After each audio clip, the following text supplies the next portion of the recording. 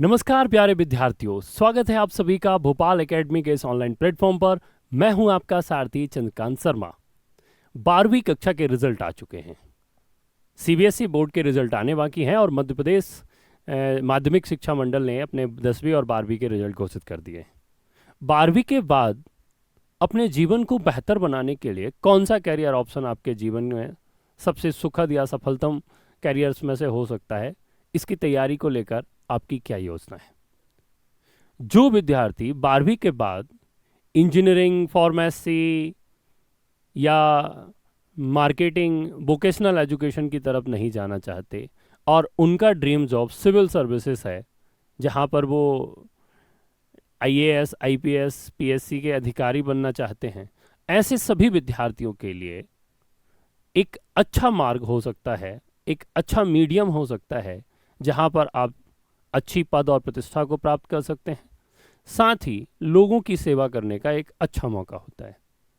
अनिवार्य नहीं है कि आपको ये चीज़ें करनी ही चाहिए, लेकिन खासकर वो विद्यार्थी जिन्होंने ये सोच रखा है कि हमें 12वीं के बाद या आने वाले दिनों में हमें पीएससी जैसी परीक्षाओं की तैयारी करनी है, सिविल सर्विसेज की तैयारी करनी है, तो उनके लिए क्या मौके हो सकते हैं, उनकी रणनीति क्या हो सकती है।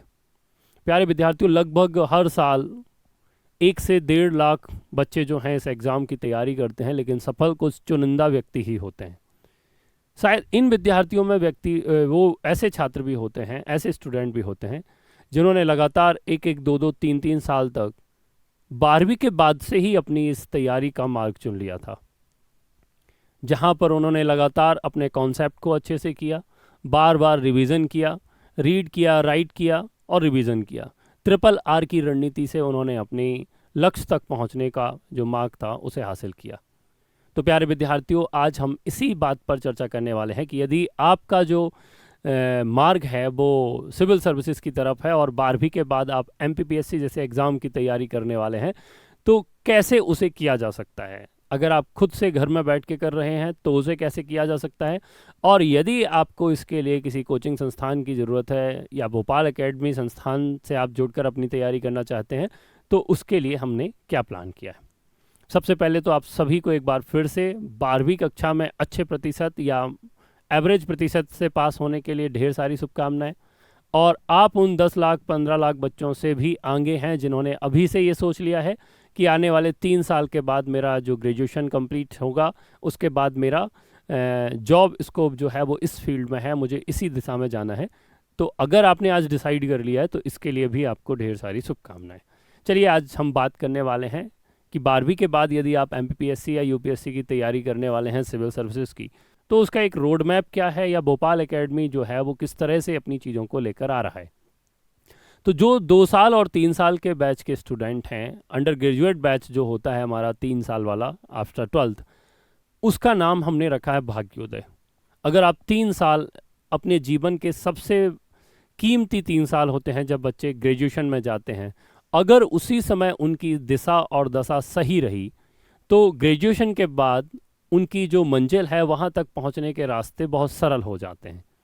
मैं ये नहीं कहूँगा कि मंजिल मिल ही जाती है, बट रास्ते बहुत सरल हो जाते हैं। और जो इन्हीं 3 सालों में मेहनत करने के बजाय अपनी ज़िंदगी को इन्जॉयमेंट में लगा देते हैं, घूमने फिरने में लगा देते हैं, और इन 3 सालों की कीमत नहीं समझते, वो ग्रेजुएशन के बाद लगभग 3 से 4 साल तक परेशान होते रहते हैं। और ऐसे ही विद्यार्थियों ने एक बेरोजगारी की जो संख्या है उसको बढ़ा दिया है। तो विद्यार्थियों, अगर जो 3 साल का जो रोड मैप है, अगर आफ्टर 12th ही आपने सोचा है कि नहीं मुझे फर्स्ट टाइम में डिप्टी कलेक्टर या डीएसपी बनना है, तो उसके लिए भोपाल एकेडमी लेकर आ रही है 3 साल के लिए एक यूजी बैच जिसका नाम है भाग्योदय बैच। इस बैच की अगर रूपरेखा देखें कि क्या इस बैच में कैसे किस स्टेप वाइज होती है तैयारी, तो हमने इस पूरे 3 साल के बैच को 3 फेज में डिवाइड किया हुआ है। ग्रेजुएशन का फर्स्ट ईयर, सेकेंड ईयर और थर्ड ईयर, और उसी 3 फेज के हिसाब से हमने इस तैयारी को रंग दिया, रूप दिया। क्या दिया? तो जैसे ही फर्स्ट ईयर की अगर हम बात करें, तो आप लोगों में से अधिकांश बच्चे जो हैं वो एमपी बोर्ड के हैं, या जैसे ही सीबीएसई का रिजल्ट आ जाएगा तो सीबीएसई बोर्ड से आप लोग पढ़े हुए हैं। हिंदी मीडियम, इंग्लिश मीडियम दोनों माध्यम के छात्र होंगे इसमें, ठीक है, दोनों मीडियम के स्टूडेंट हैं। ये 3 फेज में सिलेबस की जो संपूर्णता है, ऑल सिलेबस कवरेज जो है, वो हमने 3 फेस में इसको बनाकर रखा है, यानी कि फर्स्ट ईयर, सेकेंड ईयर और थर्ड ईयर। फर्स्ट ईयर में क्या होने वाला है? तो फर्स्ट ईयर में यदि आप यूपीएससी के लिए, सिविल सर्विसेज के लिए, एमपीपीएससी के लिए तैयारी करने वाले हैं, तो फर्स्ट ईयर जो है दोनों के लिए कॉमन एक एनसीईआरटी फाउंडेशन कोर्स चलता है, जिसमें हम कॉन्सेप्ट को बहुत अच्छे तरीके से डिलीवर करके आपके कॉन्सेप्ट क्लियर करते हैं। और जो मैंडेट एनसीईआरटीज हैं, जो ओल्ड एनसीईआरटीज हैं या न्यू एनसीईआरटीज हैं, उनके मेजर टॉपिक जो हमारे सिलेबस का पार्ट हैं और मैक्सिमम जहाँ से मेजर टॉपिक को उठाकर क्वेश्चन पूछे जाते रहे हैं, चाहे वो प्रीलिम्स के हों चाहे मेंस के हों, तो हम फर्स्ट ईयर में एनसीईआरटी के फाउंडेशन कोर्स और कॉन्सेप्ट बेस्ड कोर्स पर डिस्कस करते हैं। पूरे एक साल में 365 दिन में से लगभग 280 दिन की टारगेटेड क्लासेस होती हैं, जहां पर 6 to 11 12 तक की एनसीईआरटी, जिसमें ह्यूमैनिटीज़ का जो पार्ट, जो सिलेबस का पार्ट होता है, उसको हम लोग अच्छे से कवर करने वाले हैं। ठीक है, इसके बाद सेकेंड ईयर में क्या होगा? तो सेकेंड ईयर में मेंस का जो सिलेबस है, यानी कि मेंस में जो आपके 4 पेपर जीएस के हैं, 2 पेपर हिंदी और ऐसे के हैं। अगर यूपीएससी की अगर आप बात करोगे तो जहाँ पर आपके पूरे जीएस के जो पेपर हैं, जिनका फाउंडेशन प्रीलिम्स और मेंस में एक सा होता है, तो यहाँ पर हम मेंस के सिलेबस को according to syllabus unit by unit जो है ना, जैसे 4 पेपर हैं तो हर पेपर में 10 यूनिट्स हैं, मतलब ईच पेपर 10 यूनिट्स, तो ऐसे करके 4 पेपर की 40 यूनिट्स होती हैं, 40 यूनिट। और ये 40 यूनिट को हम लोग बहुत अच्छे तरीके से विथ आंसर राइटिंग के साथ, यानी कि इसमें हम मेंस के हर एक टॉपिक और उस पर बनने वाले क्वेश्चन जो मेंस में आने वाले हैं, उनकी आंसर राइटिंग की बात करते हैं। यानी कि सेकेंड ईयर में हम मेंस को पढ़ते हैं, साथ ही मेंस की आंसर राइटिंग पर फोकस करते हैं पूरी तरह से। तीसरे साल, जो कि एग्ज़ाम देने से पहले का आपका फाइनल ईयर है, इस साल में हम प्री पर फोकस करते हैं। स्टार्टिंग के 2 to 3 मंथ हम प्री पर काम करते हैं, और प्री के वो टॉपिक जो मेंस के साथ में जुड़े हुए होते हैं, उन मेंस के टॉपिक को हम कंप्लीट करते हैं according to syllabus with answer writing. और लास्ट ईयर जो प्री और मेंस दोनों की संपूर्ण कवरेज है, इसके साथ ही आपने जो फर्स्ट ईयर और सेकेंड ईयर में जो पढ़ा है, पहले 2 साल आप जो पढ़ते हैं, वो तीसरे साल आपकी फिनिशिंग के साथ में वाइंड अप होता है। यानी कि जब आप 3 साल के ग्रेजुएशन के बाद 21 की एज में जब फर्स्ट अटेम्प्ट पर एग्ज़ाम देने जाएंगे, आपका 100% सिलेबस कवरेज होगा, कंप्लीट होगा। इसके अतिरिक्त आपकी आंसर राइटिंग कंप्लीट होगी, आपको कोई भी टेस्ट सीरीज कुछ भी लगाने की ज़रूरत नहीं होगी, क्योंकि जो पढ़ाई का मॉड्यूल है हमारा, जो हमने स्ट्रक्चर डेवलप किया है कि क्लासेस में हम किस तरह से पढ़ते हैं, उसी दौरान ही आपकी सारी आंसर राइटिंग की प्रैक्टिस होती जाती है। तो 3 साल के इस प्रोग्राम में हम फर्स्ट ईयर, सेकेंड ईयर और थर्ड ईयर का हमारा ये प्लान होता है। ठीक है, अगर हम देखें कि क्लासेस किस तरह से चलती हैं, अब चूंकि अगर आप डमी कॉलेज कर रहे हैं, तो मुझे लगता है कि डमी की जगह आप रेगुलर क्लासेस में जाएं तो ज़्यादा बेहतर होगा आपके लिए। जिन्होंने एकदम सोच रखा है तो उन्हें बीएससी या किसी इस तरह के कोर्स करने से अच्छा है कि ह्यूमैनिटीज़ के कोर्स ले लेने चाहिए, बीए आर्ट्स से ले लेना चाहिए, अगर लगातार एकदम डेडिकेशन है कि नहीं मुझे इस एग्ज़ाम को निकालना ही है। या फिर आप किसी वोकेशनल एजुकेशन या किसी स्किल डेवलप प्रोग्राम जो कि ग्रेजुएशन के लिए हो रहे हैं वर्तमान में, उन सब स्किल डेवलपमेंट के या वोकेशनल एजुकेशन से जुड़े हुए जो कोर्सेस हैं, वोकेशनल कोर्स, उनको आपको ज्वाइन करना चाहिए, जहां से आपकी स्किल भी इम्प्रूव हो और एक प्लान बी के रूप में भी रहें कि लक बाई चांस आपकी मेहनत को लेकर या किसी भी बैकड्रॉप से अगर आप 3 साल बाद सफलता के शिखर को नहीं चूमते हैं, तो जो आपका स्किल डेवलपमेंट का कोर्स है 3 साल ग्रेजुएशन के लिए, या आपका जो वोकेशनल कोर्स है ना, इन कोर्सेज के माध्यम से आपको रोजगार का एक दूसरा बेहतर विकल्प भी आपके सामने रहे। तो बीएससी या बीकॉम या बीए इस तरह के कोर्स करने से अच्छा है कि अगर आपने सच में सोच रखा है तो आप ह्यूमैनिटीज़ से ग्रेजुएशन कीजिए, क्योंकि वही सारे सब्जेक्ट आपको क्लासेस में पढ़ने हैं, वही सारे सब्जेक्ट आपके सिलेबस का पार्ट हैं और वही सारे सिलेबस आपके कॉलेज का पार्ट हैं। तो 3 अलग अलग डायमेंशन से आपकी पढ़ाई नहीं होगी। घर वालों का, रिश्तेदारों का फोर्स होगा, इंजीनियर करो साथ में सिविल सर्विसेज की तैयारी करो, बीएससी कर लो साथ में ये कर लो, बीकॉम करो उसके साथ में ये कर लो। तो जब आप सिविल सर्विसेज में आएंगे तो आपके सिलेबस में बहुत ज़्यादा डिफरेंस होगा। फिर आपको लगातार 2 अलग अलग सिलेबस पर काम करना होगा जो आपकी मेहनत को और बढ़ा देंगे। जहाँ भी एक जगह आपने कम ध्यान दिया वहाँ पर आपका स्कोर या वहाँ पर आपका रिजल्ट जो है वो पीछे हो जाएगा। ठीक है, तो अगर सच में डेडिकेशन है कि नहीं मुझे 3 साल बाद इसके अलावा मुझे कुछ नहीं करना है, आर्ट्स ह्यूमैनिटीज़ लीजिए, वही सारे subject history, polity, geography, sociology, economics, इन सबको पढ़ते हुए आप पढ़िए, क्योंकि वही सिलेबस का पार्ट है, वही आपकी 3 साल की यात्रा है, वही आपके पीएससी यूपीएससी के सिलेबस का पार्ट होता है। ठीक है, अब हम करेंगे क्या, तो क्लासेस होती हैं मंडे टू फ्राइडे। ठीक है, मंडे टू फ्राइडे।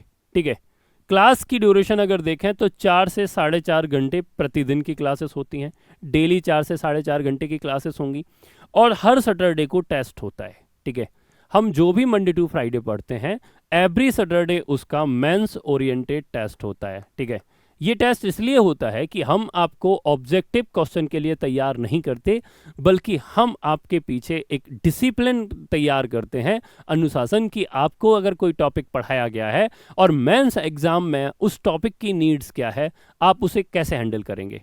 जब कोई आंसर बिना देखे आप लिखना सीख जाते हैं, तो जो प्रीलिम्स के 4 ऑब्जेक्टिव से एलिमिनेट करने की बात आती है, तो वहाँ पर आपको दिक्कत नहीं होती, कोई कन्फ्यूजन नहीं होता, कोई एक्स वाई इफ बट नहीं होता, क्योंकि वही चीज़ आप मेंस में लिखना सीख जाते हो। तो हम डे 1 से जब हम कॉन्सेप्ट क्लियर के साथ एनसीईआरटी फाउंडेशन शुरू करते हैं या मेंस स्टार्ट करते हैं, तो हम मंडे टू फ्राइडे क्लासेस लेते हैं और सैटरडे को उसी टॉपिक का आंसर राइटिंग वाला टेस्ट आपका लेते हैं। तो आप डे 1 से आपकी जो आंसर राइटिंग स्किल है वो धीरे धीरे इम्प्रूव होती जाती है, और सेकेंड ईयर में जाकर ये आंसर राइटिंग सबसे महत्वपूर्ण होती है, क्योंकि प्री तो हर कोई ही निकाल लेता है, सबसे इंपॉर्टेंट बात होती है मेंस को अच्छे नंबर के साथ पास करने की। तो प्यारे विद्यार्थियों, ये प्रोग्राम इसी तरह से मंडे टू फ्राइडे क्लासेस के साथ आता है और सैटरडे टेस्ट होता है। टेस्ट के साथ ही अगर आपको एक हफ्ते की क्लास में कोई डाउट आता है, तो हम हमारी उस दिन फैकल्टी जो उपलब्ध होती है उसके साथ बैठकर डिस्कस कर सकते हैं, उससे समझ सकते हैं कि सर मुझे ये क्लास में ये चीज़ समझ में नहीं आई है। ठीक है, तो ये क्लासेस का ड्यूरेशन और स्ट्रक्चर है जो कि आगे बढ़ता है। क्लास के कोर्स में आपको क्या क्या चीज़ें जो हैं उपलब्ध होने वाली हैं, तो हर मॉड्यूल जो है उसका आपको हार्ड कॉपी नोट्स मिलेगा। हार्ड कॉपी नोट्स के साथ में पीपीटी प्रेजेंटेशन के माध्यम से जो टीचर्स पढ़ाते हैं, तो ये सारी पीपीटीज अवेलेबल होती हैं आपके पास में। ठीक है, और इन्हीं पीपीटीज के जो पीडीएफ नोट्स होते हैं ये आपको एप्लीकेशन पर उपलब्ध करा दिए जाते हैं। हार्ड कॉपी नोट्स जो एक बेसिक स्ट्रक्चर होता है नोट्स का, पूरे सिलेबस को डिज़ाइन करते हैं। पीपीटी में इन्हांस चीज़ें होती हैं, क्योंकि क्लास में बहुत सारी चीज़ें टीचर्स अलग से या बहुत एड ऑन करके भी आपको पढ़ा रहे होते हैं। ठीक है, तो क्लासेस नोट्स जिसे हम हैंड रिटन नोट्स कहते हैं, कि बहुत सारी एक्स्ट्रा इन्फॉर्मेशन जो होती है वो क्लास में नोट्स करा दी जाती है, तो उन्हें हम क्लास नोट्स या हैंड रिटन नोट्स कहते हैं। वो भी आपसे बनवाए जाएंगे, और अगर आप बनाने में असमर्थ होते हैं तो आप अपने कलीग से, अपने क्लासमेट से उन्हें ले भी सकते हैं। ठीक है, और ये एक बहुत इंपॉर्टेंट चीज़ होती है जहाँ पर हम ये प्लान करते हैं कि हम एक सिलेबस चार्ट को लेकर चलते हैं, जहाँ पर आपका 5 टाइम रिवीजन होता है कि नहीं, इसको हम लोग एक टारगेट के साथ में चेक करते हुए चलते हैं।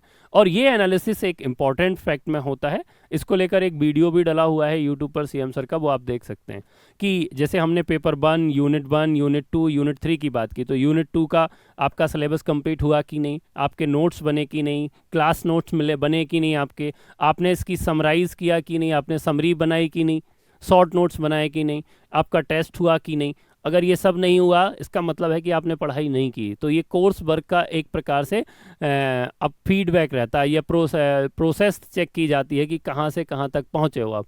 ठीक है, एक प्रकार का पूरा एनालिसिस होता रहता है। तो ये चार्ट हम हर स्टूडेंट के साथ में बनवाते हैं। ठीक है, तो ये इसकी विशेषता हो गई है। इसके अतिरिक्त इस कोर्स में और क्या शामिल है, कई बार बच्चे जो हैं बहुत अच्छी सारी चीज़ों को देखने से ज़्यादा रील्स पर, यूट्यूब के शॉर्ट्स पर या कहीं भी अपना दिमाग लगाते रहते हैं, जबकि एक अच्छे सिविल सर्विसेज के स्टूडेंट को कुछ ऐसी चीज़ें देखना चाहिए जो कि उसकी पढ़ाई से रिलेटेड हों, और उसे उसकी जो थॉट प्रोसेस है उसे ब्रॉड कर दे, सोचने की जो क्षमता है उसकी मानसिक स्थिति को और बृहद कर दे, कि वो अलग अलग डायमेंशन पर बहुत सारी चीज़ें सीख सकता हो। इसके लिए कुछ विजुअलाइजेशन क्लासेस भी आपको दिलाई जाती हैं, और इनमें क्या होता है कि इन क्लासेस के साथ में हम एक क्विज़ रखते हैं। ठीक है, क्लास क्विज़, जब भी कोई कंपटीशन एग्ज़ाम आता है या कुछ भी होता है तो उसके पहले स्कॉलरशिप टेस्ट जैसे चीज़ें होती हैं, वैसे ही यहाँ पर एक प्रोग्राम होता है।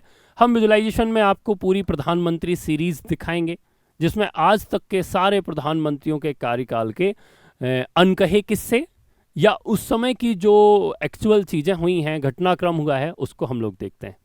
तो प्रधानमंत्री सीरीज़ के सीरीज़ 1 के सारे एपिसोड, सीरीज़ 2 के सारे एपिसोड, यानी कि प्राइम मिनिस्टर पंडित जवाहरलाल नेहरू से लेकर वर्तमान के प्राइम मिनिस्टर तक की अभी तक की जितने भी इंटरनेशनल रिलेशन को लेकर, हमारे अंतर्राष्ट्रीय घटनाक्रम को लेकर हमारे प्राइम मिनिस्टर के स्टेटमेंट रहे हों, या उनके समय के जो भी बड़े बड़े घटनाक्रम रहे हों, चाहे आज़ादी के बाद इंटीग्रेशन ऑफ इंस्ट्रूमेंशन की बात हो, या फिर हमारे परमाणु परीक्षण को लेकर हो, इस्माइली बुद्धा को लेकर हो, तो तमाम तरह के जो पहलू जो बच्चे नहीं जानते उनको लेकर प्रधानमंत्री की सीरीज़ आपके साथ में शेयर की जाती है, क्लास में दिखाया जाता है। उसके बाद पूरी सीरीज़ खत्म होने के बाद एक कंपटीशन होता है और जो भी उसमें फर्स्ट प्राइज़ लेकर आता है उसे पुरस्कार दिया जाता है।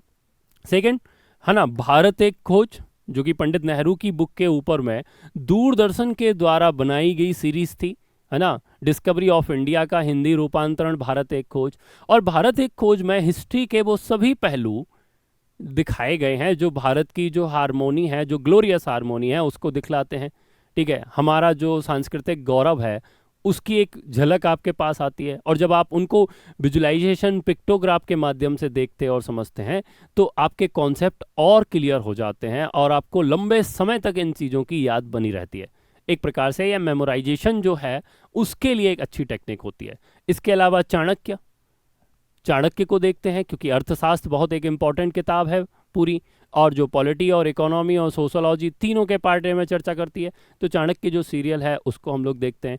इसके अलावा संसद टीवी के द्वारा बनाया गया स्वराज संहिता, ठीक है, स्वराज संहिता, लोकसभा टीवी जिसे अब संसद टीवी कहा जाता है, उसके द्वारा एक प्रोग्राम बनाया गया था स्वराज संहिता। उस स्वराज संहिता के सारे एपिसोड से आपकी प्राचीन काल से लेकर मध्यकालीन इतिहास की जितनी घटनाक्रम है ना, हर्षवर्धन सम्राट तक की, वो सारी घटनाक्रम को हम लोग वीडियो के माध्यम से देखते हैं।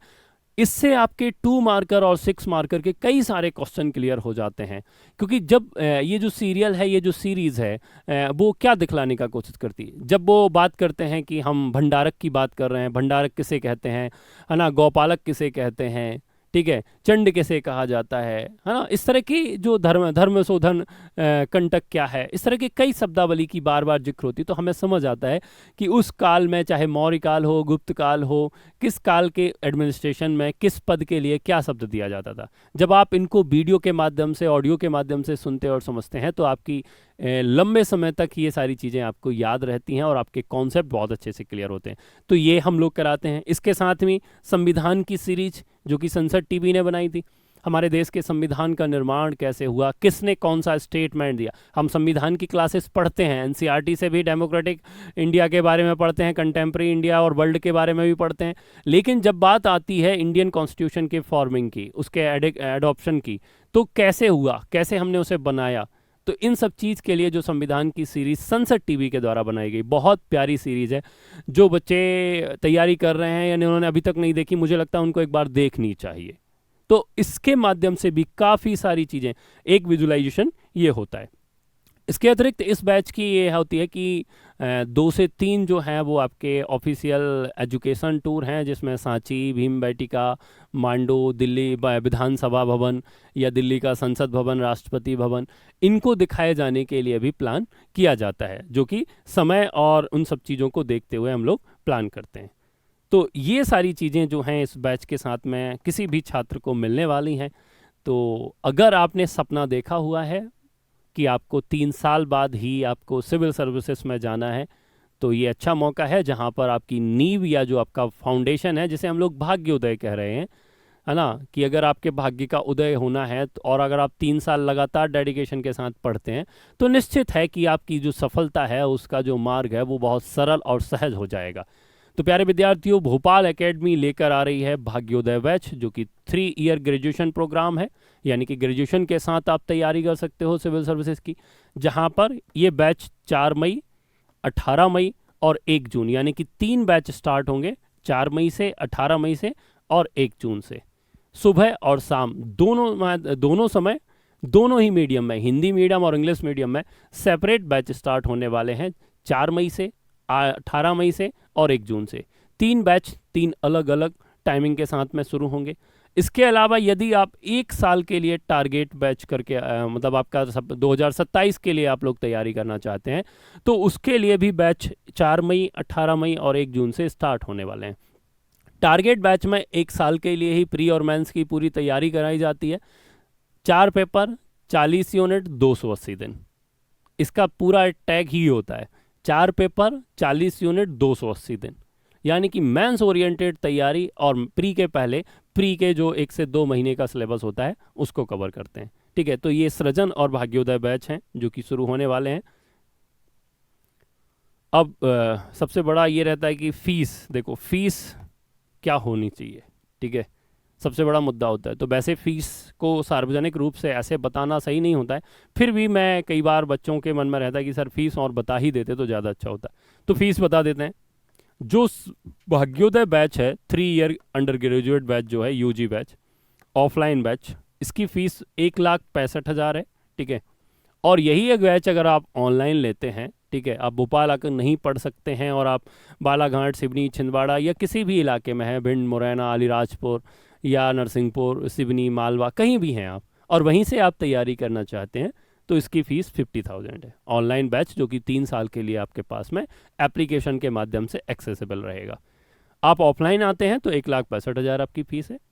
हाँ, सृजन यानी कि टारगेटेड बैच जो 2027 के लिए, इसके बारे में मैं अलग से भी चर्चा करूंगा कि इसमें हमने क्या क्या चीज़ें इन्वॉल्व की हैं और ये किस तरह से चलेगा, क्योंकि 1 साल की तैयारी में उसको कितने जल्दी और कितनी शॉर्ट और सटीक चीज़ों का जो है अध्ययन किया जाए, स्टडी की जाए, तो उसके लिए मैं एक अलग से वीडियो बनाऊँ। इसकी जो ऑफलाइन फ़ीस है वो 60,000 है और ऑनलाइन फ़ीस जो है वो 5,999 है। 4 मई, 18 मई और 1 जून 3 बैच स्टार्ट होने वाले हैं। लिमिटेड सीट हैं।